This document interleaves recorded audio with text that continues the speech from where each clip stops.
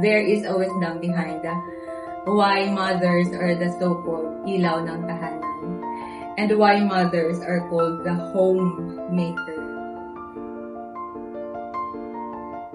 My name is Meryl T. Barakia. I am an LGO06 assigned at the DILG Anilao. I have been in the DILG for almost 15 years.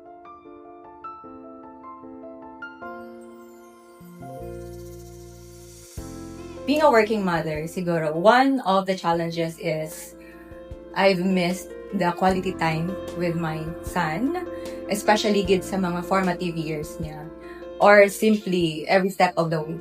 Siyempre, ma-miss mo din siya. And number 2 is presence. Not just physical, but mental.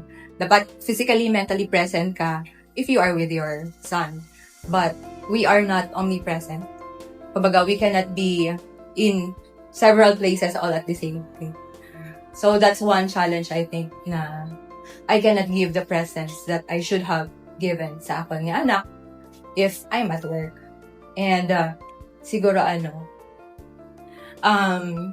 too many what if questions.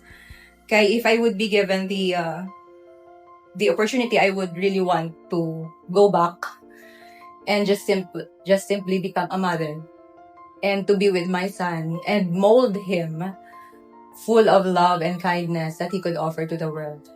So I think that is among the challenges. Physical presence, mentally present, quality time, and of course, the guidance that you could give him. Especially kung ara ka sa work, you cannot do it. So those, I believe those are among the challenges. Sige, we have to be honest that indeed, ang work nato niya is very demanding. Period. But, in as much as I can or we can, kung ara ka sa work mo, you have to be a DILG officer for that time. Pero syempre, hindi naton mahambal nga kung ara ka na sa work mo, wala sang domestic concerns na ma-arise. You just plead and pray nga, tani Lord, everything will go well with my family, samtang go-work ako diri. Because you cannot focus kung ari ka diri. Pero when domestic concerns arise, there are times na hindi mo siya mapiyungan lang or shrug it off. You have to deal with it accordingly. But on the other end naman, when I'm at home, especially after office hours, holidays, weekends, ginatry ko gid nga mag-shift sa pagiging nanay, sa pagiging family member. Kumbaga, it will just siguro boil down to professionalism, kung nara ka sa work, and then kung ara ka naman sa balay, is prioritization. So, you just have to have your space and boundaries. Tapos, I think, another thing is discernment. Balaan mo kung saan o dapat open ang imo lines and balaan mo kung saan o dapat naka-do not disturb ang imo lines. Kasi, syempre, hindi na natin ma-disregard nga ang work sometimes nag-overlap sa aton nga panimalay. Kaya, di ba? We have this work from home, work at home, working leave, 'di ba? Pero dapat kita mismo kabalo to keep our peace. Kumbaga kung ara ka sa balay, yes, masala ka di kayo may mga deadlines, pero kung ara ka sa balay, you are expected to become a mother or a family member.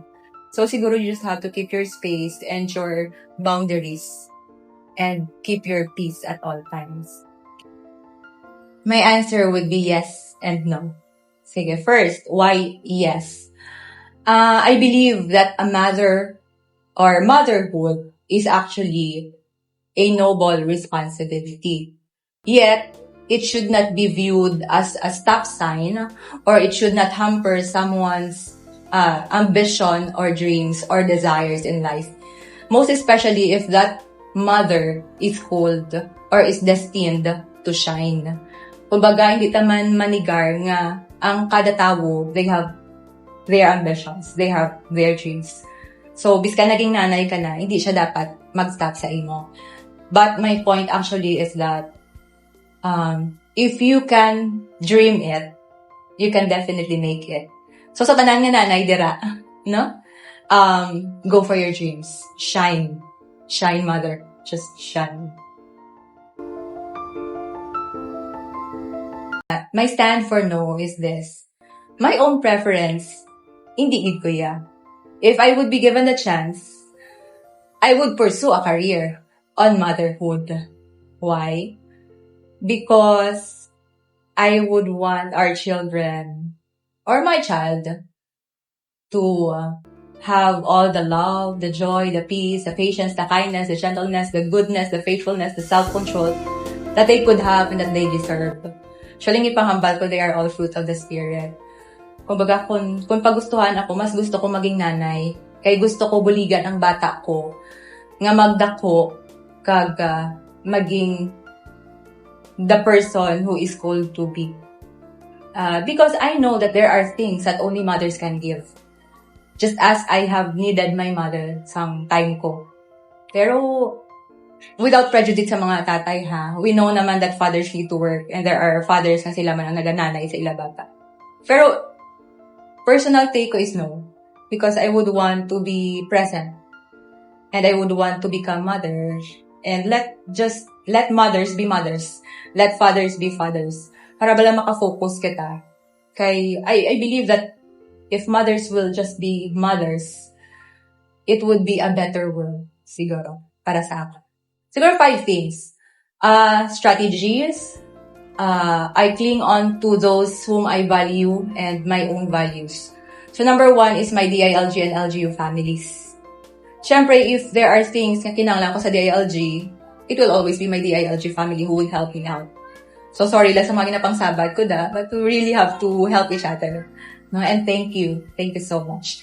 Ang LGU family naman, because when at work, you cannot do it alone. So you need your DILG family and you need your LGU family.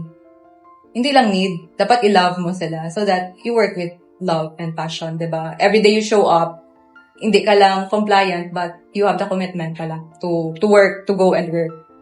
Number 2 is my own family. Siyempre, kung ara ko sa balay, I have to be grounded.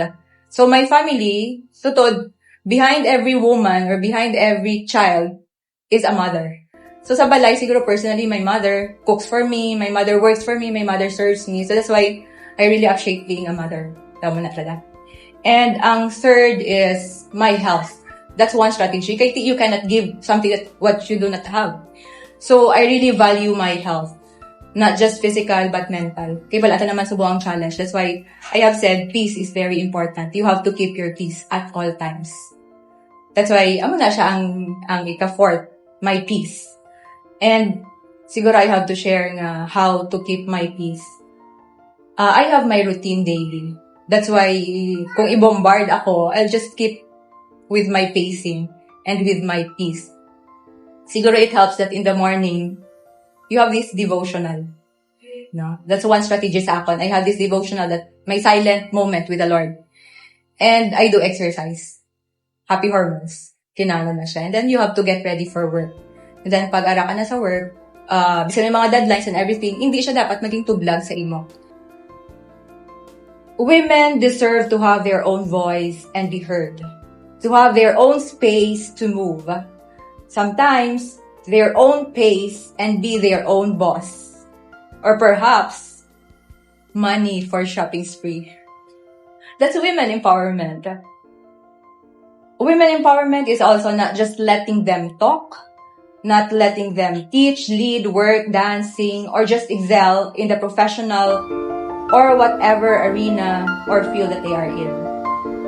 But it is also letting them talk and at the same time walk, teach, and preach, work, and earn, dance, and be free, sing, and be merry. Let them express themselves, be empowered to their full potential, to self-fulfillment, or to have their sense of accomplishment or self-worth.